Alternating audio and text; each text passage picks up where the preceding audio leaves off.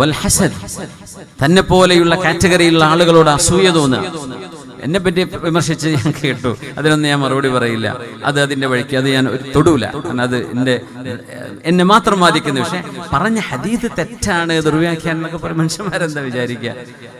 അപ്പൊ അങ്ങനെ തെറ്റിദ്ധാരണ ഉണ്ടാക്കേണ്ട ആവശ്യമില്ലായിരുന്നു എന്ന് വളരെ സ്നേഹത്തോടുകൂടെ, ആരെയും തിരുത്താനല്ല, പക്ഷെ ഞാൻ പറഞ്ഞതിൽ എന്തെങ്കിലും അവ്യക്തതകൾ ഉണ്ടെങ്കിൽ അത് മനസ്സിലാക്കാൻ വേണ്ടി പറയാം. ഇനി ആ ഖുർആനിനർത്ഥം അതല്ലെങ്കിൽ ഉലമാഉഹും ശർറു മൻ തഹ്ത അദീമിസ് സമാ എന്ന് പറഞ്ഞ ഹദീസ്, മസാജിദുഹും ആമിറ വഹിയ ഖറാബും മിനൽ ഹുദാ എന്ന് പറഞ്ഞ ഹദീസിന്റെ അവസാനം ഉലമാഉഹും ശർറു മൻ തഹ്ത അദീമിസ് സമാ, അങ്ങനെയും പറഞ്ഞിട്ടില്ലേ നബി തങ്ങൾ സല്ലല്ലാഹു അലൈഹി വസല്ലം.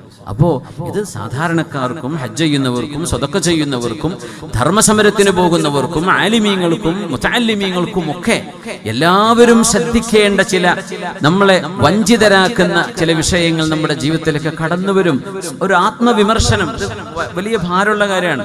ഒരു വേദ പറയുന്ന ഒരു ഉസ്താദ് ഒരു പക്ഷേ ഇങ്ങനെ ഹദീസുകൾ പറയൂല, കാരണം അത് ആത്മവിമർശനമാണ്. ഞാൻ തന്നെ പറഞ്ഞു ആ പ്രസംഗത്തിൽ, ഞാൻ എന്നെ വിമർശിക്കാന്ന് വിചാരിച്ചോളൂ, ആരെയുമല്ല. അത് ഞാൻ പറഞ്ഞിട്ടുണ്ട് അവിടെ. ഞാൻ എന്നെ വിമർശിക്കുകയാണ്, വേറെ ആരും ഇതിൽ പെടൂല, ഞാൻ മാത്രമേ പെടുള്ളൂ. കാരണം എന്താ? ആർക്കും ആത്മവിമർശനം ഇഷ്ടമല്ല. നമ്മളൊക്കെ ഉഷാറാണ്, പെർഫെക്റ്റ് ആണെന്ന് വിചാരിക്കാനും അങ്ങനെ കാണാനാണ് നമ്മൾ ആഗ്രഹിക്കുന്നത്. പക്ഷേ നമുക്കൊക്കെയും പിശാചിന്റെ ചില കുതന്ത്രങ്ങൾ നമ്മളെ ബാധിക്കുമോ എന്ന് പേടിക്കേണ്ടതുണ്ട്, ശ്രദ്ധിക്കേണ്ടതുണ്ട് എന്ന് ഉണർത്തുക മാത്രമാണ്. നമ്മൾ ആ വിഭാഗത്തിൽപ്പെട്ടവരല്ലെങ്കിൽ നമ്മളെ പറ്റി ഒരിക്കലുമല്ലോ ആ പരാമർശം. അത്തരം സ്വഭാവങ്ങളുള്ളവർ, ദുനിയാവിന്റെ പിന്നാലെ ഓടുന്നവർ എന്ന ഒരു പ്രയോഗം മഹാനായ ഇമാം സമഖ്ശരി തങ്ങൾ ഇതിനെ വ്യാഖ്യാനിച്ചു പറഞ്ഞിട്ടുണ്ട്. അവര് അറദ ദുനിയ അങ്ങനെ ഉദ്ദേശിച്ചു പോകുന്ന ആളുകളായിരിക്കും. അതാണ് പൈസയുടെയും കാശിന്റെയും പിന്നാലെ ദീനിനെ വിറ്റുകൊണ്ട് അത് ചെയ്യുന്ന ആളുകൾ. അത് ഭയങ്കരമായ കുറ്റകരമാണ്.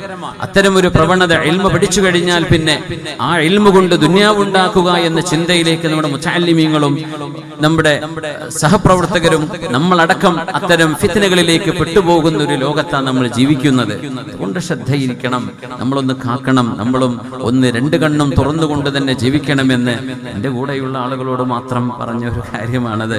അത് നിങ്ങൾ അത്ര വലിയ വേദനിച്ചുവെങ്കിൽ നിങ്ങൾ ക്ഷമിക്കണമെന്ന് കൂടെ പറയുകയാണ്. ജസാക്കുമുല്ലാഹ് ഖൈർ.